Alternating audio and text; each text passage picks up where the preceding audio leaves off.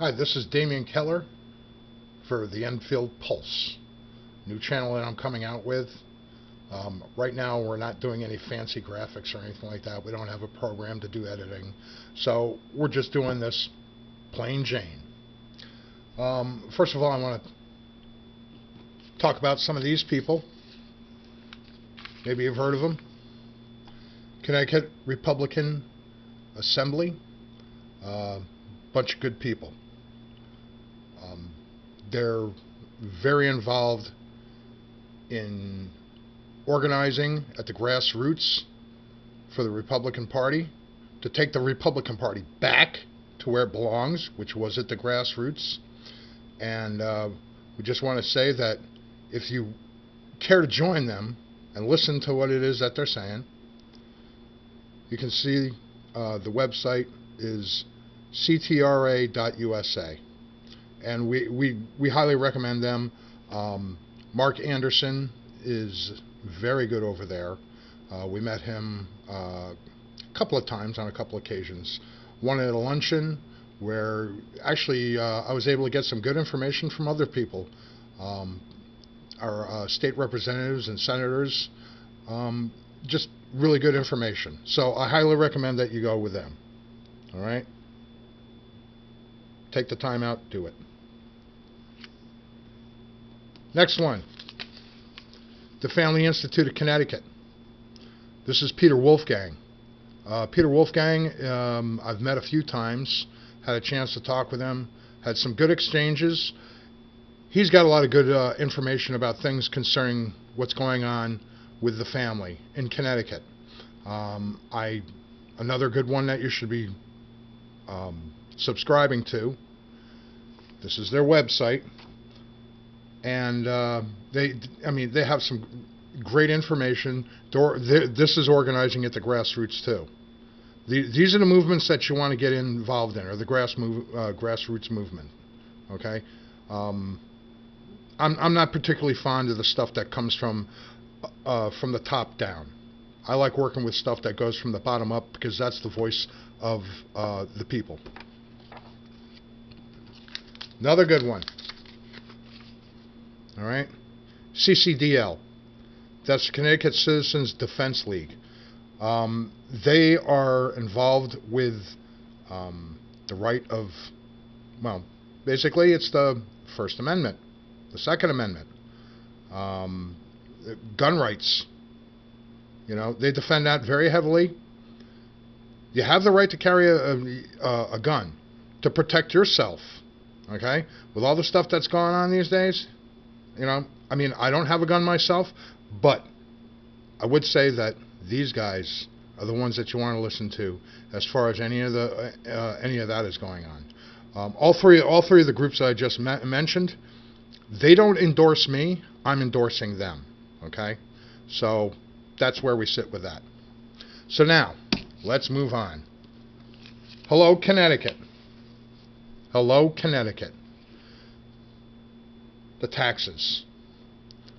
We rank number 2 for the highest taxes behind New York, with an income tax of 6.99%.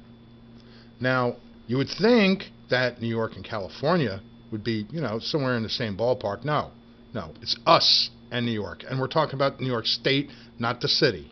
Okay, New York State, that's a big state, a lot more people. What's up? The state and local tax collection per capita is $2,279 a year. That's just the the tax collections themselves. State and local tax burden is 12.6%. The top corporate tax is 8.25%. Okay, now we're talking places like Hamilton Standard, Pratt & Whitney, maybe Aetna's in there. Those are the ones that are paying this. But they're also national or international, so they can swallow that. That's not a problem. The sales tax. This is what we buy. 6.35%. All right? Now you have 6.35% here, then you have the 6.99 here. That you know, the tax burden, the corporate tax, okay? Now we'll go into the state and local tax collection per capita is on the sales tax is $1,137 per person per year. Okay? That's just the sales tax. That isn't including the gas tax. Gas tax, hello, 39.7 cents. All right? And they're going to go up on that. And if they go up on that, I guarantee you that the sales taxes and everything else, you're going to see that increase because that's just the way the government works. You're going to see this also passed off onto the people as far as anything that we're buying. You know, the mom and pop places, they're not going to do too well on that. Maybe the bigger corporations are going to be able to swallow that. Maybe they'll pass it off in a small increment, but still. Then we have the cigarette tax, which is at $4.35. All right. Now, this one has been going up. And they say it's to stop people from smoking cigarettes. Okay, fine. Not many people are smoking cigarettes now. This revenue is dropping because there aren't people smoking cigarettes anymore. So I expect that this is going to go up even more again. I mean, I think we just had that increase, but it's going to go up again. Property taxes paid as percentage of the owner occupied housing value is 1.62%. Keyword occupied. Who knows? Yeah. State and local property taxes collected per capita, per person. This is what we're talking about per year. Is $2,847. Now in Enfield, our taxes are going to go up because we have to pay for the rebuild of Enfield High, and we're going to pay for the rebuild of JFK. So this for us isn't going to sit like that. And who knows if the state ain't going to turn around and say, hey, you know that grant money we gave you? Yeah. Well, now we have to increase the taxes because we have to pay for that. Hello. And all this information I sourced through the Tax Foundation. And it does not include various fees incurred through other state bureaucracies or the courts. So let's say, let's take example of DMV. DMV just went up on all their fees. Okay? Isn't that grand? So we're paying that and these. It's just insane. It's insane what's going on here. Now here are some of the other taxes that they don't tell you about. Okay, 25. These are all proposed for 2019, mind you. A 25-cent deposit on liquor and wine bottles. 10-cent tax on plastic grocery bags. How many grocery bags, plastic grocery bags do you use at the grocery store? Okay, and now again, we'll go back to the mom and pop places. Those are the ones that are most likely going to carry that. So now they have to increase everything 10% on each plastic bag. Stop it. Tax on liquor nip bottles. 1.5 cent tax per ounce on sugar sweetened beverages. What the heck?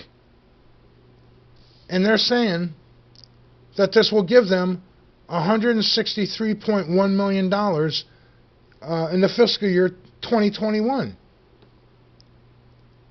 Okay.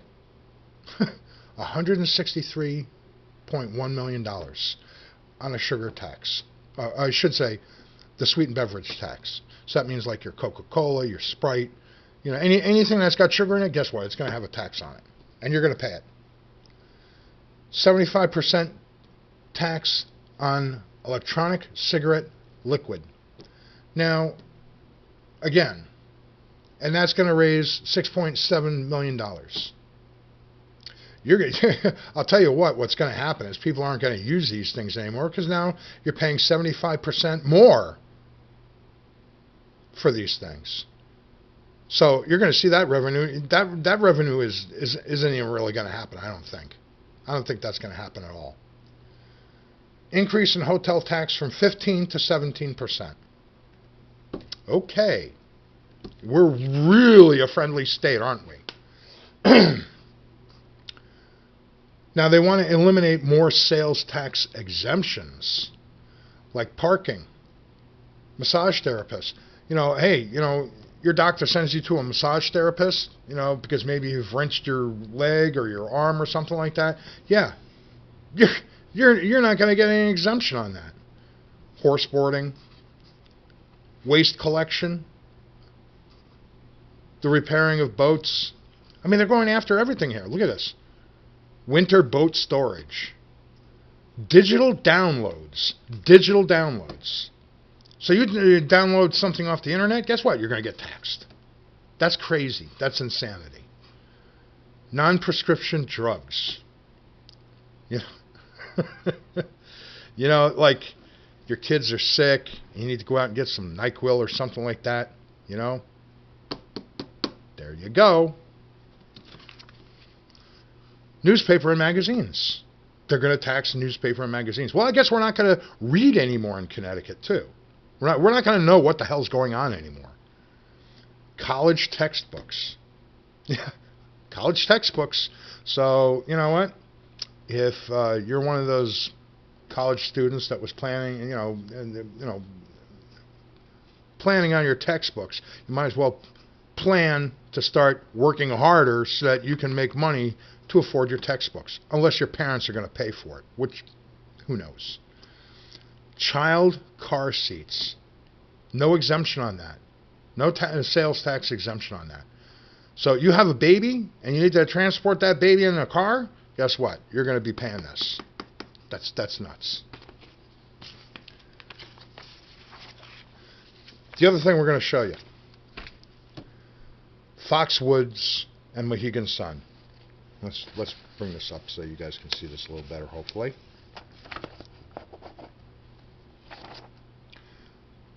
At any rate, so remember when those casinos went in and we were told, oh, this is going to get the state out of the red. It's going to generate all sorts of revenue for us, blah, blah, blah, blah, blah, Okay, well, this is what's happened. And this is according to what the state did. The revenues actually went up, and they hit a high point right about through here. And I think that's like a 10-year period or so. Between what years? No, I can't even read it. All right. So it went up for about 10 years, we'll say. Roughly $285 million, okay, in casino revenues, all right? But look over here. As this continues, all right, now we get over here, and this is the year 2020, okay? Not 2019, 2020. This is where it's going to drop like a freaking rock, because instead of getting the $285 million, which the state was enjoying and doing, really stupid things with, catering events and stuff like that for themselves. Yeah, you guys did that. Now we're going to drop down here to roughly $10 million a year from both casinos. Hello. This is really going to cause a lot of problems. And this is probably the reason why they're trying to raise all these taxes and doing all this shuffling around of other taxes and stuff like that. They want to throw in the Connecticut tolls. I think 53 of them are planned. 53 tolls. Yeah, right. Like, who's going to go on the highway after that? Nobody. Who's going to come into Connecticut? And when we're talking about the state tolls, the highway tolls, all right? Now you're talking about businesses that use those roads, like, let's say the gasoline delivery truck drivers, any of the trucks that have to come into the state to deliver goods to the state of Connecticut, right? We're going to see our end of it go up. We're going to be paying more for those services because they ain't going to pay. There's no way in hell that they're going to swallow that. I'm sorry. That's just the way business works. They are not going to swallow it. They're going to pass it back off onto us.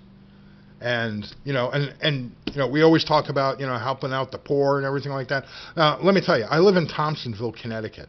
The Thompsonville section of Enfield. And you know what? You come through here, you'll see some pretty poor sections. All right.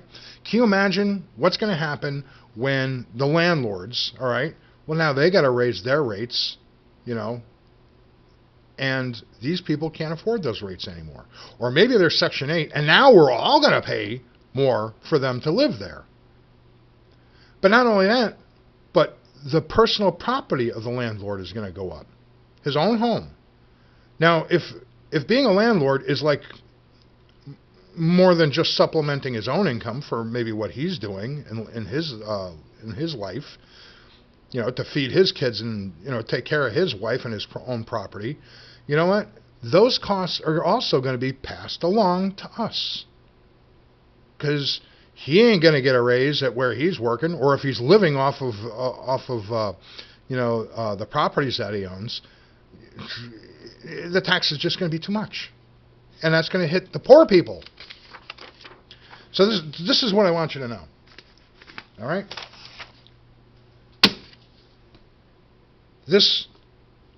I'm going to give you an example here. These are 3 formulas, all right? 2 plus 2 equals 4. 3 plus 1 equals 4. 2 times 2 equals 4. The solution is always 4. And you want to use each formula where it is needed. You don't want to, mix this up, mix these around. Because this formula, for where I might need it, will answer the 4. But this formula over here, in the same situation, wouldn't work. This would work over here. This would work over here. This would work over here. Still getting the answer 4. And this was the thinking for decades when it came to the taxes. The days of plenty. Okay? Just talking about that. Now, however, today, this is what we should be doing. We're looking at 6 minus 2 equals 4. 5 minus 1 equals 4. 8 divided by 2 equals 4. Okay? We need to start scaling down. I know the state, I know the towns, they own a lot of property. And we're the ones that are paying for it. You're paying for the electricity, you're paying for the water, you're paying for the regular maintenance and upkeep of the building. And we're talking about properties that are either useless or unoccupied, or unnecessary. Unnecessary is another one. So here we are, we're paying for these things when they should be selling these things. Sell them off. Why is it that our towns and the state, when everybody else is starting to hurt in their wallets, should have to continue to pay for things, that the town and the state owns? You're working for us. We're not working for you. That's the way it is. And really, you guys need to get your act together on this, because it's crazy. I know that if I'm not making enough money, somewhere along the line, either I'm going to have to get a second job, or I'm going to have to start cutting back on the things that are unnecessary in my life. Because nobody thought to save. We find ourselves at lean times. The state needs to live within our means. Just covered that. Okay? What's in your wallet, right? They want more out of it. But that's not our means, that's their means. And again, sell the useless properties and renegotiate pensions and contracts. We can't afford this stuff that you guys made deals on when you were making this kind of money.